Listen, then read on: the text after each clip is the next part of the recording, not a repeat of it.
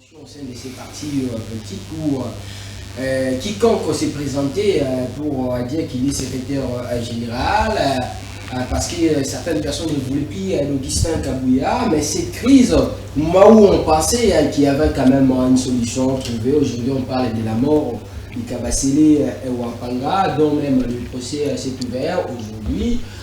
Pour acquis Augustin Kabouya d'être à la base de la mort de ces militants, l'IDPS à Tshisekedi, membre justement de la force du progrès, on dit qu'il a été bousculé, tué sous l'ordre d'Augustin Kabouya, le secrétaire général de ces partis et le président intérimaire. Est-ce que c'est vrai dont on est en train d'accuser Augustin Kabouya? Est-ce qu'aujourd'hui peut-on parler d'un problème de la mégestion au sein de l'IDPS qui certainement va nécessiter des solutions à l'extrémisme, des questions qui méritent d'être posées. On en parle dans cette émission, on va aussi revenir sur cette rencontre entre Tshisekedi et Martin Fayulu. On parle du camp de la patrie. Les camps de la patrie, pour apporter quoi? Est-ce que cela permettra que la cohésion nationale puisse régner dans ces pays? Messieurs et dames, l'interface au troisième numéro de la semaine, vous êtes nombreux, vous nous suivez à de partout. Bonjour à toutes et à tous et bienvenue. Bonjour Sarah. Bonjour Daniel Roland-Lay, bonjour à l'invité du jour, bonjour également et bienvenue à toutes ces personnes qui nous suivent en ce moment. Alors pour débattre, analyser toutes ces thématiques, nous recevons pour vous Maître Winner Kakolongo, le cadre du parti IDPS à Tshisekedi. Bonjour Maître, bienvenue. Bonjour très chers journalistes, bonjour à vous. Que Dieu vous bénisse, nous sommes bien portants. Alors, content de vous revoir, de partager ces plateaux avec vous, Maître Brunner. On sera bilingue tout au long de cette émission parce qu'ils sont des thématiques importantissimes. Question de permettre à quiconque va nous suivre de comprendre ce qu'on va dire ici. D'abord, on va commencer avec la mort de l'un de nos collègues combattants. Je ne sais pas s'il faut l'appeler comme ça, mais il était membre de votre parti IDPS qui est mort, tué comme lâche dans des conditions très difficiles aujourd'hui. Kabasele Wampanga, votre réaction par rapport à ça? C'est vraiment très triste que nous présentons d'abord nos sincères condoléances à la famille du laissé disparu. Kabasele Wampanga, lui, a toujours porté ce qu'on appelle la meilleure chemin pour l'évolution de l'IDPS. Kabasele Wampanga, c'est l'un des cadres de l'IDPS connu par tous. Nous, les membres de l'IDPS et les cadres de l'IDPS, nous avons beaucoup de considération, d'estime et d'amour envers notre combattant de la liberté, combattant d'élite, Kabasele Wampanga. La vérité s'appelle Dieu. C'est l'un des slogans qu'il aimait utiliser à chaque fois. En tout cas, je manque même le mot, mais je suis très déçu de constater la mort de notre combattant d'élite, Kabasele Wampanga. Que Dieu, là où Kabasele Wampanga se trouve à ce moment, puisse tout simplement le ramener dans le au-delà de sa vie. Alors, on accuse votre secrétaire général, Augustin Kabouya, d'être la cosmogénèse même de la mort de votre collègue, ses combattants, Kabasele Wampanga. Chers journalistes, c'est facile d'accuser. Et ce n'est pas aussi mauvais de ne pas accuser. Il est vrai qu'on est en train d'accuser le secrétaire général Augustin Kabouya. Je dirais c'est par défaut ou par raison, je ne sais pas, parce que moi, je n'ai pas en possession des éléments qui démontrent qu'en réalité, le secrétaire général Augustin Kabouya Mwanabouté aurait en réalité envoyé les gens pour tuer Kabasele Wampanga. Et même si cela étant vrai, je dirais aussi en même temps pourquoi Kabouya Augustin va vouloir chercher à ôter la vie d'un combattant de l'IDPS, d'un combattant vivant, d'un combattant réel, un homme qui a donné toute sa vie pour l'IDPS. Est-ce que Kabouya a des intérêts à tirer? Si jamais toutes les questions qu'on se pose s'avèrent être vraies, je dis que la justice fasse son travail. Nous, on ne peut pas ici présent prendre part de l'un ou de l'autre aussi longtemps que ici on parle de la mort d'hommes. Mais là où ça fait mal, c'est lorsqu'on est en train de citer à tout moment les noms de notre secrétaire général. Ici, je cite secrétaire général Okistin Kabouya AK47. C'est vrai, c'est faux, mais ici, laissez-moi vous dire, dans un premier temps, il n'y a pas des éléments de culpabilité qu'on peut mettre sur les épaules du secrétaire général Okistin Kabouya. Mais pourquoi c'est lui qu'on accuse de cette manière? A-t-il déjà eu des antécédents avec l'illustre disparu de son vivant? Je ne sais pas trop, mais seulement ce que je sais qu'actuellement à l'IDPS, ce n'est pas une secret de Paul Schinner. Il y a secrétaire général, M. Okistin Kabouya, qui est statutaire, et le secrétaire général qui s'est autoprogrammé, M. Deo Bizimou. Tous deux sont des cadres de notre parti. Moi, je suis cadre de l'IDPS. Je ne vois pas parmi les deux personnalités jeter l'un et récupérer l'autre. Mais seulement, à l'ordre hiérarchique de notre parti, celui qui, jusqu'à ce jour, détient la signature de l'IDPS, s'appelle Okistin Kabouya. C'est la vérité. C'est la vérité. Et maintenant, est-ce que ce que Deo est en train de faire, il le fait par mauvaise foi ou soit il a aussi des raisons patentes? Moi, j'estime que Deo n'est pas un petit. Et je ne vois pas Deo en train de se mener dans un combat où lui ne sait pas là où ça va chuter.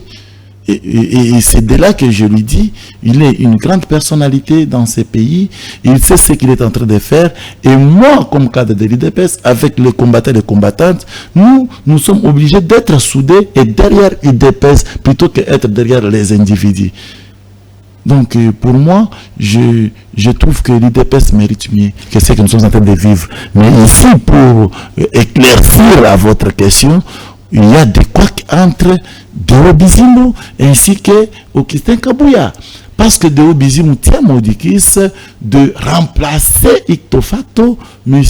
Okistin Kabouya. Et les gens qui soutiennent Deo Bizimou, ce sont des Wampanga, ce sont des Kalaham Temple, ce sont des Jekobeya, ce sont des gens des nôtres, ce sont les nôtres de l'IDPS. Alors, puisque... Et Okistin Kabouya a la majorité aussi de tous les cadres de l'IDPS ainsi que les combattants et les combattantes. Maintenant, je me dis, est-ce que ce n'est pas par rapport aussi des propos que nous tenons entre nous qui peut créer ce genre des actes odieux que nous venons de vivre? Là, je mets entre guillemets. Alors, puisqu'il y a des doutes sur sa mort et de part et d'autre, on a déjà un accusé, vous pensez qu'une enquête se fera? Non, ici il y a des accusés qui sont en train d'être jugés au moment où nous vous parlons. Ce sont nos jeunes frères du Force du Progrès qui ont été attrapés au lieu du crime, et je pense qu'ils sont en train de répondre de leurs actes. Alors, comment qualifiez-vous ces genres d'actes dans un parti qui se dit démocrate? Non, c'est-à-dire quoi? L'IDPS c'est un parti démocratique. Mais je l'ai toujours dit, dans un parti, les partis égorgent plusieurs personnalités. Et chacun qui vient dans un parti politique n'a pas toujours de bonnes morales. Il n'est pas toujours de bonne moralité. Il y a d'autres personnes qui n'ont pas, en tout cas, la bonne moralité, pour même si vous me permettez pour la tautologie. Et quand ce genre de personnes se trouvent dans un parti politique, ça ne sera pas une question d'embourber les partis politiques dans ce genre d'actes. Mais des accusations concernant des morts d'hommes dans un parti politique, apparemment c'est nouveau dans l'UDPS. Est-ce que vous savez qu'un parti politique c'est une personne morale? Et une personne morale ne délinque pas dans les cas ces examens. Lorsqu'on est en train de juger les gens qui sont à la barre à présent, on ne les juge pas parce qu'ils sont de l'IDPS, non. On les juge parce que ce sont des individus qui ont commis des actes odieux. C'est là où il y a la différence. Et notre population fait la dichotomie inutile. Un parti politique, c'est un parti politique. C'est une personne morale. Et la personne morale, je l'ai toujours dit, ne délinque pas. La personne morale ne tue pas. La personne morale ne commet pas de fautes. La personne morale ne commet pas de forfaits. Les gens qui commettent ce genre d'actes, ce sont des personnes physiques. Et quand une personne physique commet ce genre d'actes, la loi de la République démocratique du Congo est là pour sanctionner et sanctionner fortement. Est-ce que le fait Kabasele ou Wampanga de ne pas soutenir Kabouya, d'être à côté des DO, ça peut être aussi quelque chose en termes de motivation, pouvoir pousser Augustin Kabouya de mettre la pression à ces messieurs-là. C'est pourquoi même vous avez suivi sa femme qui, lors d'une interview, on a suivi sur les réseaux sociaux, qui n'a cessé d'accuser Augustin Kabouya d'être parmi à la cause de la mort de son mari. En tout cas, très cher Roland, je ne suis pas mandaté pour défendre Augustin Kabouya ici. Moi, j'ai dit tout simplement, quiconque qui sent qu'il a des éléments de preuve, les actes qui justifient à ce que M. Kabouya est l'auteur, ou soit il est co-auteur, ou soit il est auteur intellectuel des actes odieux qui nous est arrivé de la mort de Kabasele Wampanga, la vérité s'appelle Dieu. En tout cas, il peut que saisir la justice pour que ces derniers répondent. Nous ne sommes pas dans une république où il y a des hommes forts, non. La république que nous constituons avec son excellence Félix Tshisekedi Tshilombo, c'est une république où tout le monde est justiciable devant la loi. Tout le monde est censé répondre devant la loi. Mais seulement j'ai dit aussi en même temps, est-ce que c'est vrai que Augustin Kabouya a utilisé le genre pour la mort de Kabasele Wampanga? C'est de là que je laisse des points d'interrogation et je laisse la primaire à notre justice. Je venais de vous dire, même si dans la mesure d'impossible, M. Kabouya Augustin, qui est le secrétaire général de l'UDPS, et que l'UDPS est une personne morale, j'insiste, et que Kabouya, la qualité qu'il détient, c'est la qualité qui répond aux exigences d'une personne morale qui est l'UDPS, parce qu'il est secrétaire général et le président haï. Mais et cela étant, M. Kabouya, c'est une personne physique. Si, lui comme personne physique, il a usé de sa personnalité physique pour comploter contre la mort de Kabasele Wampanga, que la justice soit faite. Que la justice soit faite. Parce que défendre Augustin Kabouya, avec ce qui s'est dit, ça risque de donner l'impression que Augustin Kabouya connaît effectivement ce qu'on lui reproche. Nous devons être aussi vrais, sincères et loyaux. Nous sommes tous les cadres de l'UDPS. Mais on ne peut pas accepter de perdre l'un de l'autre. C'est vraiment impossible. Maître Winer ne va pas cautionner cela. C'est vraiment impossible, Maître Winer. Aujourd'hui encore, une fois, on acquise la force du progrès. Cette force du progrès qui est notre fond de vie, être à la base de l'évidence envers l'ancienne première dame, aujourd'hui quelqu'un vient de trouver la mort, c'est toujours la force du progrès. N'est-ce pas, c'est le moment au niveau de l'UDPS de trouver une solution définitive pour cette entité de notre parti politique appelée la force du progrès? Non, je salue Olive Lembe là où il est, Maman Haro.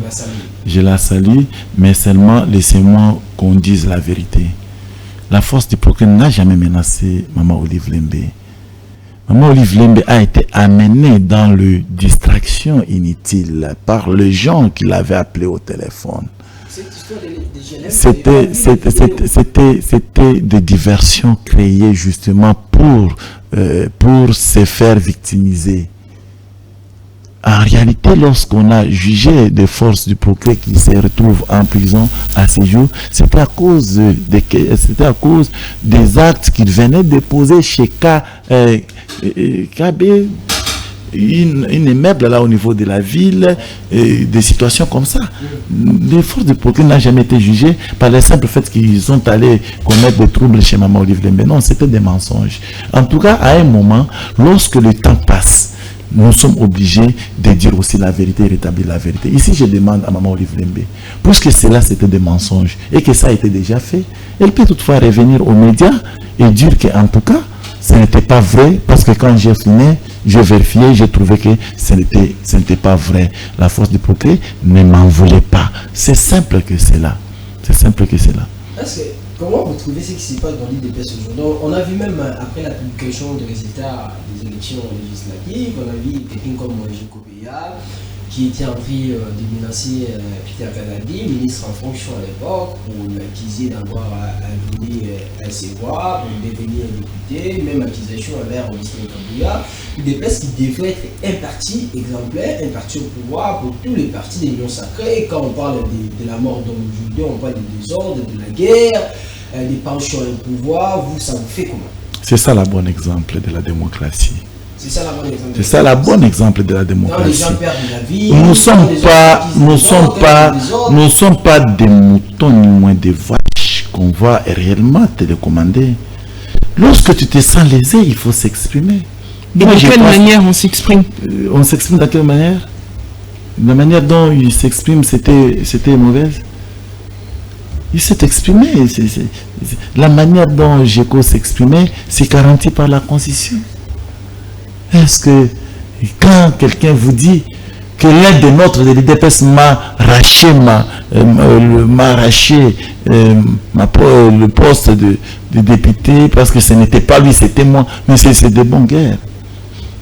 En quoi ça peut friser la République? Et cela doit être adopté par d'autres partis politiques de la République. Adopter quoi? Le désordre? Ce n'est pas le désordre, c'est la démocratie. Qu'est-ce que vous appelez la démocratie veut dire menacer les gens.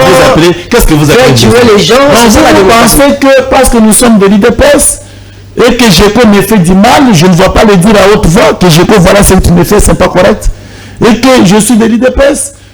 C'est Peter Kazadi qui pose des actes contre Winner que je suis, je ne vois pas hausser la voix pour parler, parce que je suis de l'IDPS. C'est Tony Mwaba Kazadi, pour ne citer que lui, Winner ne va pas parler contre lui. Non, il faut parler, nous ne sommes pas des moutons, nous sommes des humains. Ce n'est pas parce que nous sommes dans un même parti politique et qu'il y a des actes qui se commettent contre Winner, il va fermer bouche, non. Et que cela aussi doit être vrai. Est-ce que ce que Géco a accusé hier, c'était aussi vrai? C'est de là, donc. C'est-à-dire, les gens ne vont pas ramasser des choses en l'air. Les gens doivent ramasser aussi des choses avec des éléments, des preuves. Mais puisque vous parlez de la démocratie et de cette manière de pouvoir revendiquer, vous pensez que cette manière de faire peut être semblable à une violence? Non, la violence est autre chose. La violence est punissable.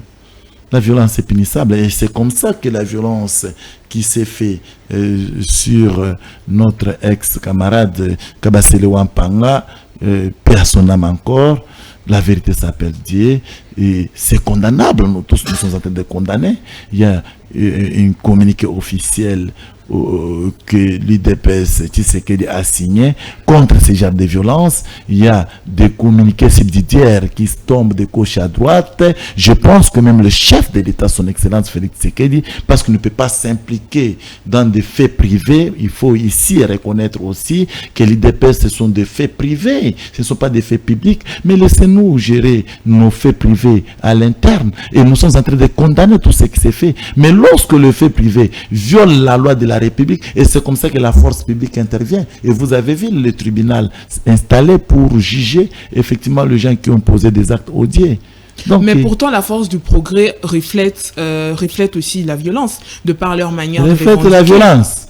La force du progrès reflète la violence. De par leur manière de revendiquer. Ça, non, vous le savez. non, peut-être que vous regardez aussi avec l'œil méchant, la méchanceté envers la force du progrès.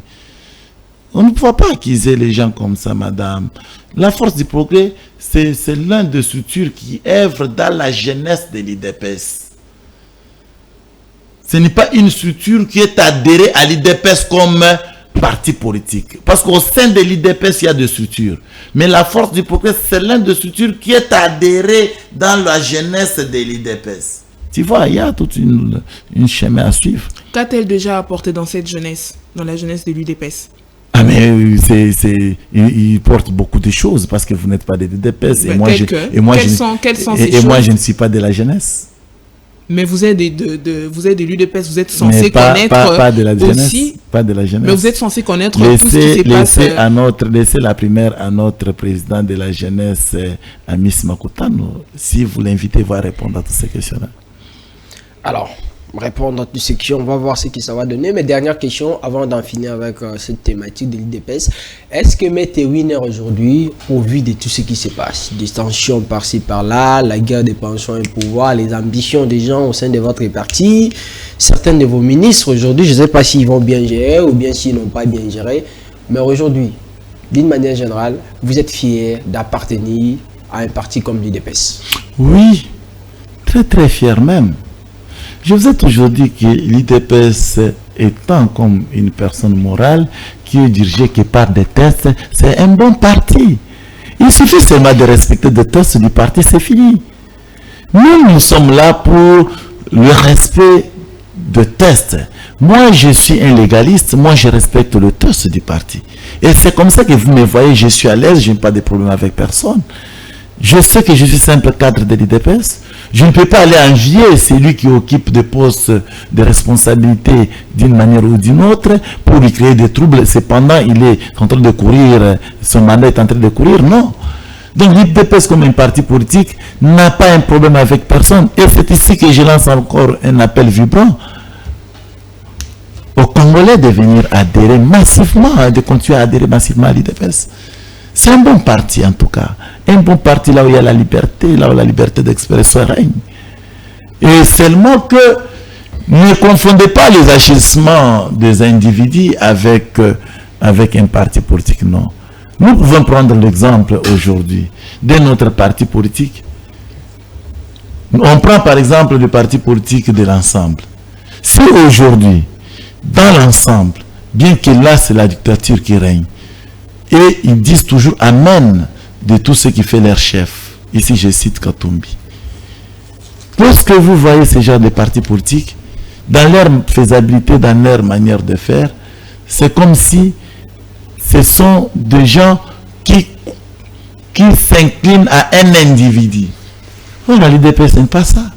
À l'IDPS, c'est le texte qui prime sur les individus. Et dans les cas sous examen, parmi les deux partis, je trouve que l'IDPS, c'est le meilleur des partis. Alors, le meilleur des partis, on va parler de la rencontre de Tshisekedi Fayulu. On parle du camp de la patrie aujourd'hui. D'abord, au début, est-ce qu'un jour, selon vous, on pouvait s'y attendre à une rencontre de Tshisekedi Fayulu au vu des positions prises par Martin Fayulu tous ces derniers temps envers le président Tshisekedi? On parle du camp de la patrie aujourd'hui. Qu'est-ce que cela peut signifier pour vous? Bon, je ne sais pas, selon Martin Fayulu, selon lui, qu'est-ce qu'il entend par camp de patrie. Et moi, ce que je sais, la patrie, c'est la République démocratique du Congo. C'est ce que nous avons. C'est ce qui nous lie avec les sangs que nous portons. Mais Martin Fayulu a sa manière de comprendre les camps de patrie. Je ne sais pas, est-ce qu'il comprend cela dans le même sens que nous les autres? On dit, bon, en fait, après tout, cher Daniel, est-ce que le chef de l'État a mal agi d'embrasser son frère Martin Fayulu? Ça donne de la beauté en République démocratique du Congo, n'est-ce pas? N'est-ce pas que ça fait du bien? Le chef de l'État, il est le parent de tous les Congolais. Il peut nous inviter, nous, aujourd'hui ou demain, il va toujours agir dans le même sens. De la même façon. Un monsieur rempli d'amour et de bon sens. Il peut agir aussi dans le même sens devant Kabila. Oui, pourquoi pas? Si aujourd'hui Kabila accepte de quitter l'axe du mal, ça va toujours aller dans le même sens. Mais lui, c'est un Rwandais, on dit que c'est un Rwandais. Puisque vous êtes Rwandais, puisque vous êtes Rwandais, on ne peut pas vous faire des accolades. Vous n'avez pas suivi Bemba. Mais il est Rwandais, effectivement, Bemba n'a pas menti. Fayulu, vous considérez, vous disiez au niveau de l'IDPS qu'il était sénégalais, aujourd'hui vous n'en parlez plus. Maintenant c'est Kabila que vous confirmez d'être un Rwandais. Ça veut dire que c'est un Rwandais qui a fait passer la passation. Bon, est-ce que vous avez écouté moi vous dire le contraire de la nationalité de Fayulu? Ça se disait au sein de l'IDPS, non? Et maintenant j'ai dit le contraire ici. Je ne sais pas. Voilà. C'est pour vous dire que moi je constate qu'il y a un individu, M. Martin Fayulu, qui a été reçu par son excellence Félix Tshilombo et point barre. Ça veut dire que vous ne doutez pas de ce que les gens disent concernant sa nationalité? Il m'est difficile de douter, peut-être ceux-là ils ont des éléments de preuve. Alors continuez votre démettre. Continuez. C'est que vous parlez concernant la rencontre Fayulu Tshisekedi. Voilà. J'étais en train de dire que le rencontre n'est pas mauvais. J'ai vraiment applaudi, mais seulement qu'il y a d'autres points que M. Fayulu a soulevés qui ne cadrent pas avec l'émergence de la République. Tel que chercher à rencontrer les évêques pour qu'on discute sur la pacte social. Ça, la pacte sociale, c'est quelque chose purement démoniaque que les évêques veulent installer en République démocratique du Congo. C'est quoi? C'est démoniaque. Démoniaque. C'est du pire démon. Les évêques sont des démons. Je vous dis, vous savez la pacte sociale, ça signifie quoi? Ça signifie tout simplement la loi que la société va commencer à respecter. Or ici, nous avons la loi des lois qu'on appelle la Constitution. Donc, s'il faut prendre des deux concepts dans le même sens, ça veut tout simplement dire que le pacte social va remplacer la Constitution de la République. C'est certainement en termes de la cohésion nationale. Ça veut dire une cohésion que tout le monde va savoir. Le pacte social, c'est un acte qui sera établi. Selon eux, ils parlent de la cohésion nationale pour tirer la sympathie de notre peuple. Et cette cohésion, selon eux, sera gérée par un document, et le document qu'on appelle pacte social. Or, le document qui sera rédigé dans ce sens, ça sera un document qui va marcher sur les intérêts de la République. C'est un document démoniaque.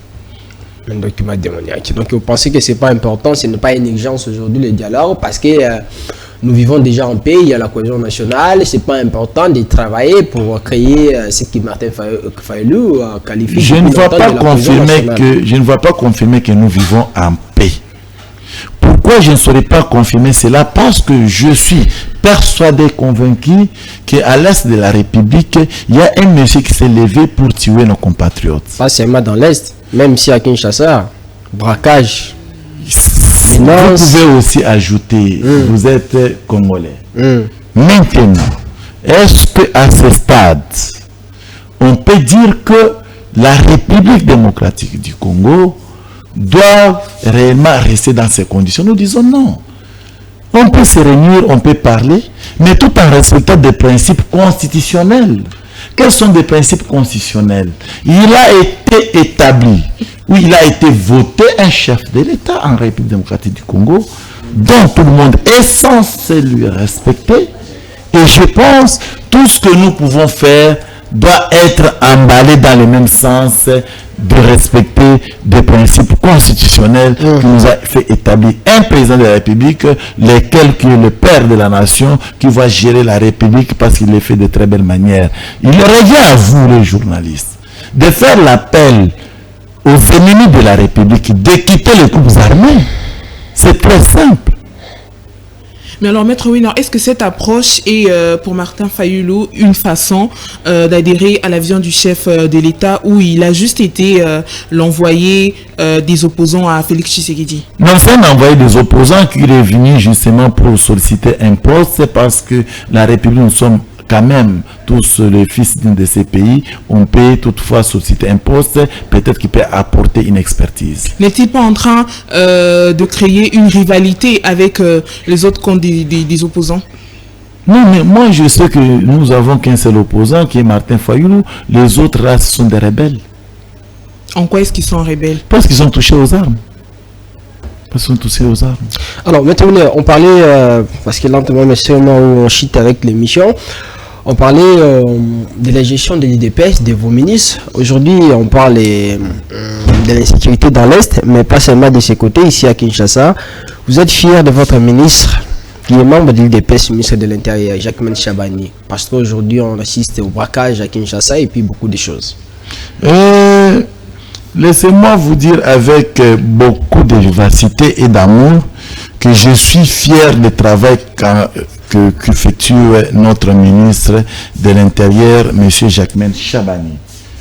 Là, de ce côté-là, on ne peut rien dire parce que c'est la vérité. Mais seulement, nous sommes dans un pays où, lorsque quelqu'un apporte le meilleur de lui-même, il y a toujours des critiques qui nous viennent de gauche à droite.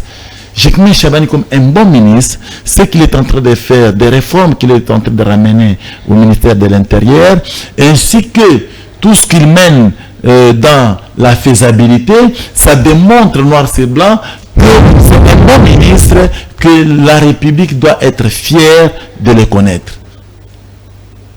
Mais seulement, le barbarie doit continuer à nous pousser à faire le nécessaire pour contraindre effectivement des poches de résistance des barbares à éléguer notre République. Je pense que c'est très simple. Ok, vous concluez la mission, maître. Il faut conclure la mission. Mais ça part vite apparemment. Ah oui, hein. Oui, ici, je suis en train d'informer à notre peuple l'appel de M. Martin Fayulu qu'il a fait par ses collègues opposants. Je pense qu'ils sont obligés, les vrais opposants, sont obligés d'accepter l'appel de M. Fayulu parce qu'il a compris que la République démocratique du Congo doit être gérée dans le bon sens et dans le sens de respecter des lois de la République. Et ici, ce que nous, on ne veut pas, c'est de rapporter les rebelles, les gens qui se constituent avec les idées machiavéliques pour tuer nos compatriotes. Et à ce stade-là, si jamais Martin Fayulu cherche encore à coaliser avec ces gens-là, nous allons dire que ce n'est pas une bonne approche. C'est en maintenant que M. Martin Fayulu doit comprendre qu'il a déjà choisi le cas de patrie, il a choisi de revenir à l'appel de notre peuple, qu'il s'incline pour venir réellement travailler le main dans la main avec son excellence Félix Tshisekedi Tshilombo, et ça fera la fierté pour la République et c'est la fierté pour notre pays.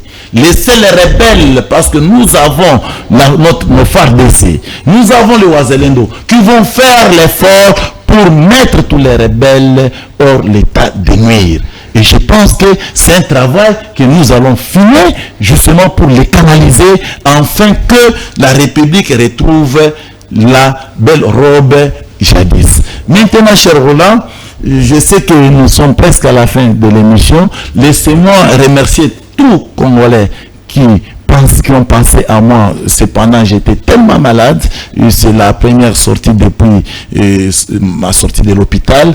Laissez-moi les remercier tous les politiques qui m'ont écrit.